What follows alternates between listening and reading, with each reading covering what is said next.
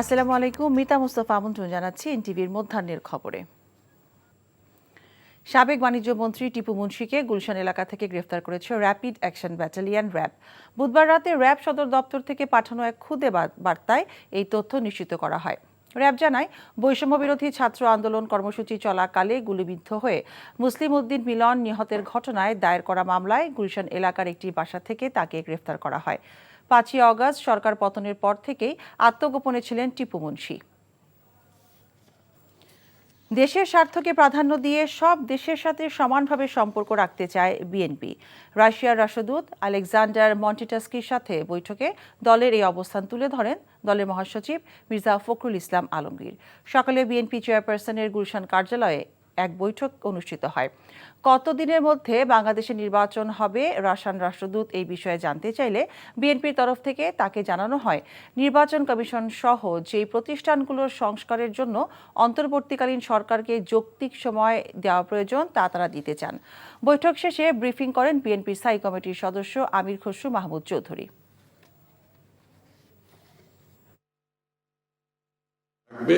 বাংলাদেশের মানুষের সাথে রাশিয়ার মানুষের সম্পর্ক থাকবে, দুই দেশের সম্পর্ক থাকবে। আর বাংলাদেশের বর্তমান প্রেক্ষাপট সম্বন্ধে ওরা জানতে চেয়েছে যে কতদিন হতে পারে নির্বাচন ইত্যাদি নিয়ে ওরা জানতে চাচ্ছে এগুলো বিষয়ে।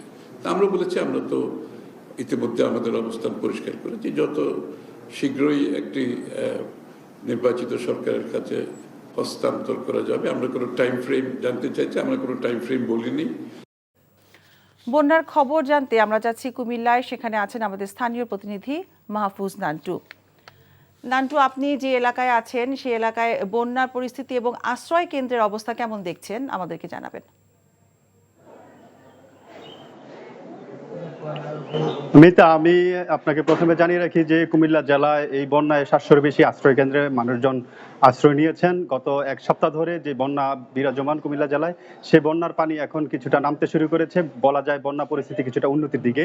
তবে সেই সাথে যারা বানভাসী মানুষ কিংবা বিভিন্ন জায়গায় আশ্রয় নিয়েছে, তাদের জন্য কিছুটা হলেও এখন অস্বস্তিকর একটা অবস্থা তৈরি হয়েছে যে বিভিন্ন জায়গায় আমরা বিভিন্ন রোগের প্রাদুর্ভাবের খবর শুনছি। বিশেষ করে চর্মরোগ, ডায়রিয়া, কলেরা এগুলো এখন শুরু হয়েছে। আমি যেই আশ্রয়কেন্দ্রটি রয়েছে সেটা বুড়িচং উপজেলার সোনার বাংলা কলেজ। এখানে যিনি কলেজের প্রিন্সিপাল রয়েছেন অধ্যক্ষ সেলিম রাজা সৌরভ, তিনি বন্যা পরবর্তী সময় থেকে এখানে প্রতিনিয়ত খবর নিচ্ছেন এবং এখানে প্রতিদিনই তার উদ্যোগে তার আয়োজন এবং 550 মানুষের 3 বেলা করে খাবার দিচ্ছেন। এখানে একটি মেডিকেল টিমও রয়েছে, তারা সার্বক্ষণিক এই যারা আশ্রয় নিয়েছেন তাদের চিকিৎসা সেবা দিচ্ছেন। আমরা আরো খবর নিয়েছিলাম যে এই মুহূর্তে কুমিল্লার দক্ষিণের যে 3 উপজেলা রয়েছে, মনোহরগঞ্জ, লাকসাম এবং নাঙ্গলকোট, সেই 3 উপজেলার পানি একটু একটু করে কমতে শুরু করেছে। তবে এখনো যারা ওইখানের ওই উপজেলাগুলিতে আশ্রয় কেন্দ্রে যারা আশ্রয় নিয়েছেন তারা এখনো বাড়ি ফিরতে পারবে না। তাদের বাড়ি ফিরতে আরো সপ্তাহখানেক সময় লাগবে। কিন্তু তাদেরও দুশ্চিন্তার বিষয় হচ্ছে বাড়ি ফিরে তারা এখন কি করবেন, কারণ অনেকেরই ঘর বাড়ি ভেঙে গেছেন, অনেকেরই নতুন করে অনেক ঘর বাড়ি মেরামত করতে হবে। তো এই মুহূর্তে আসলে বানভাসী মানুষের দুশ্চিন্তার বিষয় হচ্ছে যে তারা বন্যা পরবর্তীতে কিভাবে এই পরিস্থিতি মোকাবেলা করবে। মিতা, এই ছিল বন্যা পরিস্থিতি সর্বশেষ। কুমিল্লা থেকে জানছিলাম বন্যার খবর। ফেনীর বন্যা পরিস্থিতির সবশেষ খবর জানাচ্ছেন আমাদের সহকর্মী দেওয়ান গিয়াস চৌধুরী।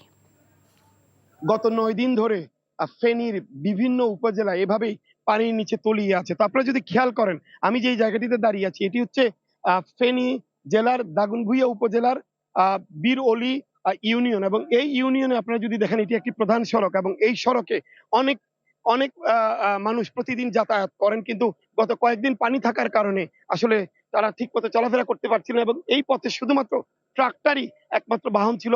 এখন অনেক জায়গা থেকে পানি কমে আসছে। তারপরও দুর্ভোগ যদি দুর্ভোগের কথা যদি আমরা বলতে চাই, এই অঞ্চলের মানুষের দুর্ভোগের কোনো শেষ নেই। কারণ আজকে 9ম দিনেও এখন পর্যন্ত পানি নামেনি, অনেক জায়গায় এখনো পানি রয়ে গেছে। আমরা যতই যাচ্ছি আর মানুষের দুর্ভোগের চিত্র আমরা দেখছি। তবে মানুষজন যেটা বলছেন, আসলে পানি নামলেও কিছু উঁচু জায়গা থেকে পানি নামলেও যে যে এলাকাগুলি আছে, যে গ্রামগুলি আছে, সেই গ্রামগুলি এখনো পানির নিচে তলিয়ে আছে এবং মানুষ দুর্বিষহ যন্ত্রণা ভোগ করছেন। আমাদের ফেনী জেলার সব জায়গাতেই বর্তমান পরিস্থিতি পানি কমা শুরু করেছে, কিন্তু হচ্ছে কিছু কিছু নিচু এলাকা আছে, যেমন আপনার বর্তমানে যে এলাকায় দাঁড়িয়ে আছেন, আজকে 9ম দিনে এসেও এখানে কিন্তু হাঁটু পরিমাণ পানি। আরো আপনি যদি ভিতরে যান, গ্রাম এলাকায় যান, সেখানে দেখতে পাবেন কোমর সমান, কোথাও গলা সমান এখনো পানি আছে। এই অঞ্চলের আশপাশে কোথাও কোনো নৌকা নেই, একমাত্র ট্রাক্টর, এবং এই ট্রাকগুলোই হচ্ছে বাহন। এবং এই যে ট্রাকগুলো দেখছেন, এই ট্রাকগুলো কিছু দূর সামনে যাওয়ার পরে আর যাচ্ছে না। এবং মানুষের বাড়ি বাড়ি, আমরা গতকালকেও একটি বাড়িতে গিয়ে পৌঁছেছি, সেখানে প্রায় 9টি পরিবার আছে। গত 9 দিনে বা গত 5 দিনে ওদের কাছে কোনো খাবার এবারে আমরা যাচ্ছি নোয়াখালীতে, সেখানে আছেন আমাদের সহকর্মী মাসুদ পারভেজ। মাসুদ, নোয়াখালীতে আজকে বন্যার পানির পরিস্থিতি কেমন দেখছেন?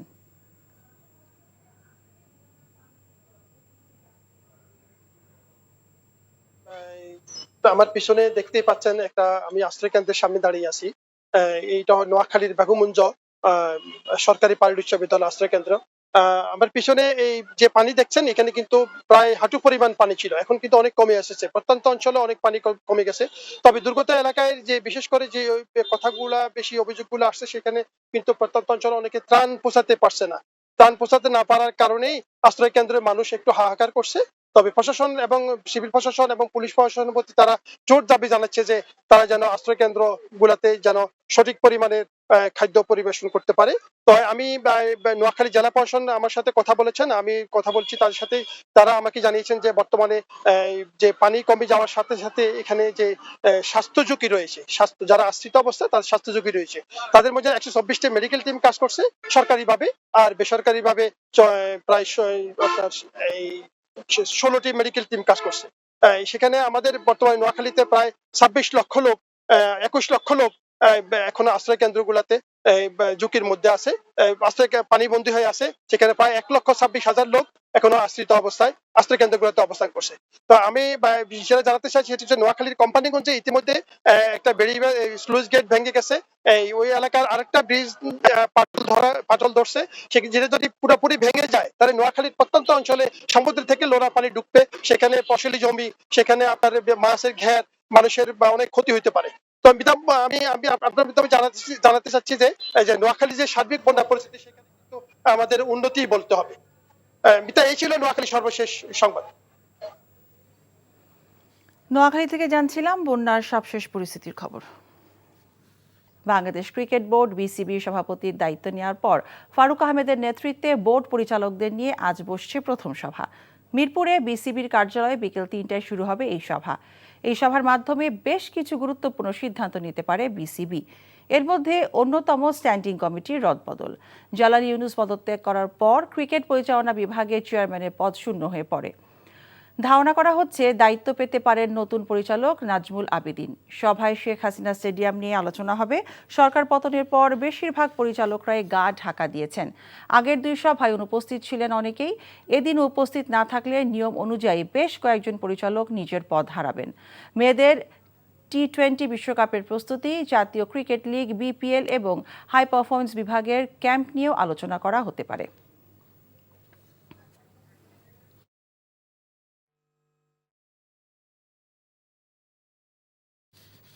নেপাল থেকে দেশে ফিরেছে সাফ অনূর্ধ্ব 20 চ্যাম্পিয়নশিপের শিরোপাজয়ী বাংলাদেশ দল।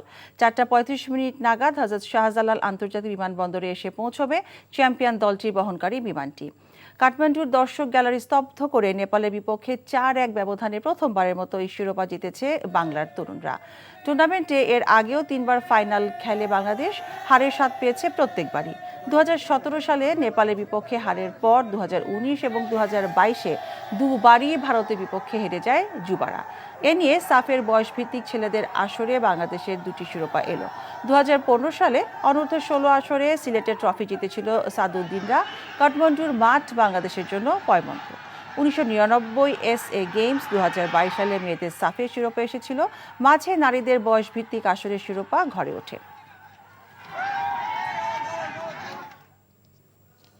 এই ছিল মধ্যাহ্নের খবর। এই খবরের ভিডিও সহ আপডেট জানতে ভিজিট করুন এনটিভি অনলাইন www.ntvbd.com। এছাড়াও এনটিভি জনপ্রিয় সব অনুষ্ঠান ও খবরের আপডেট জানতে ভিজিট করুন আমাদের ইউটিউব ও ভেরিফাইড ফেসবুক পেজ। 2টায় দুপুরের খবর দেখার আমন্ত্রণ রইল। সবাইকে ধন্যবাদ।